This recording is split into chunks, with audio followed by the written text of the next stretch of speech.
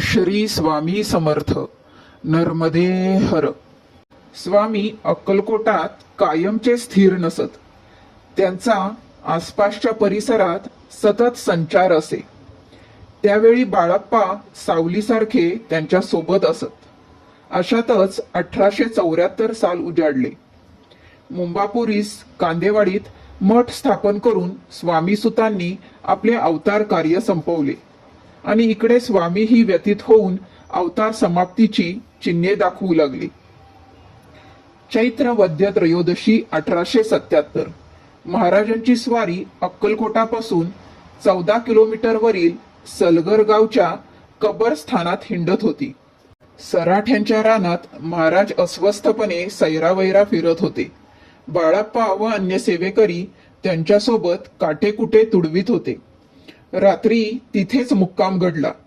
दुसऱ्या दिवशी पहाटे हुक्क्याचा दीर्घ झुरका घेत महाराज बाळप्पांना म्हणाले, आता आम्हाला फार उंच जायचे आहे. माझी नोकरी करण्यास येतोस का नाही? बाळप्पा स्तब्ध झाले. स्वामींच्या देहत्यागाची ही नांदी होती. देहनिर्वाणाच्या 8-10 दिवस अगोदर स्वामी नागनहळ्ळीच्या आमराईत हिंडत होते. इथे सांगलीच्या निर्मलानंद पटवर्धनांची व श्रींची गाठभेट झाली. महाराज त्यांच्या काव्य रचनेवर खुश झाले. त्याचे ध्रुपद शिवहर शंकर नमामि शंकर हे त्यांना इतके भावले की अखेरपर्यंत त्याचाच गजर ते करीत राहिले. आता आम्हास बिछाण्यावर निजायचे नाही, ढगात जायचे आहे असे म्हणू लागले. प्रकृतीही उत्तरोत्तर क्षीण होत चालली. महाराजांना अखेरचे वेध लागल्याचे जाणून बाळप्पांनी दूरदूरच्या भक्तांना भराभर पत्रे धाडली. जवळपासच्या व्यक्तींना निरोप धाडले. स्वगृही हावेरीसही पत्र व्यवहार करून साऱ्यांना श्रींच्या दर्शनास अक्कलकोटास बोलावले. त्यानुसार मातोश्री गंगाबाई तिथेच राहिल्या व पत्नी भागीरथीबाई आपल्या दोन्ही पुत्रांसह लोगोलग अक्कलकोटास आल्या.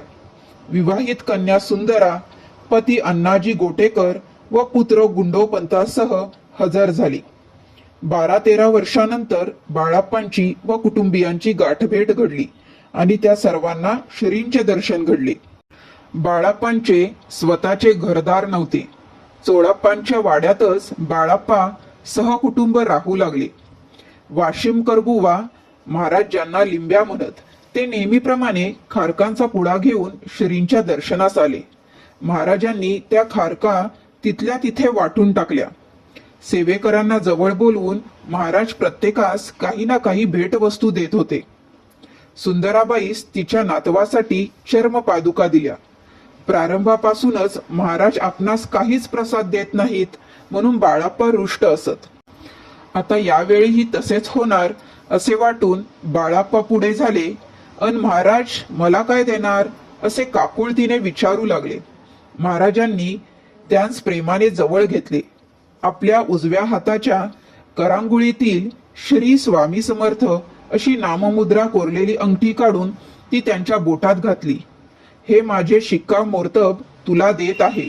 यापुढे माझा शिक्का यावत चंद्र दिवा करो तू चालव असे म्हणून स्वतःच्या गळ्यातील रुद्राक्षाचा कंठा काढून तो बाळप्पांच्या गळ्यात घातला. अंगावर छाटी पांघरली, हातात निशाण दिले.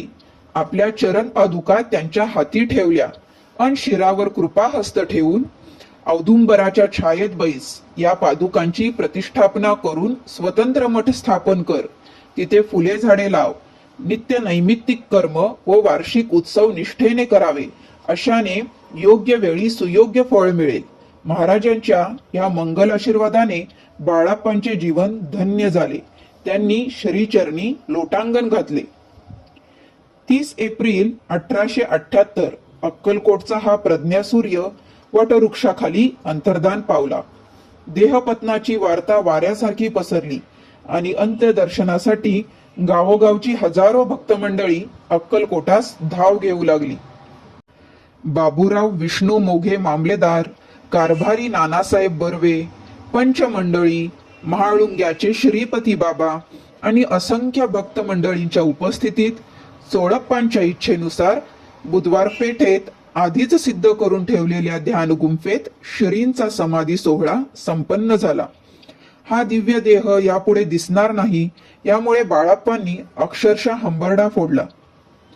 श्रींच्या पार्थिवास अत्तर लावले अन त्यांच्या चेहऱ्यावरून आपला कोमल हात फिरवला. त्यासरशी स्वामींनी आपले नेत्र उघडले. बाळाप्पा दचकले.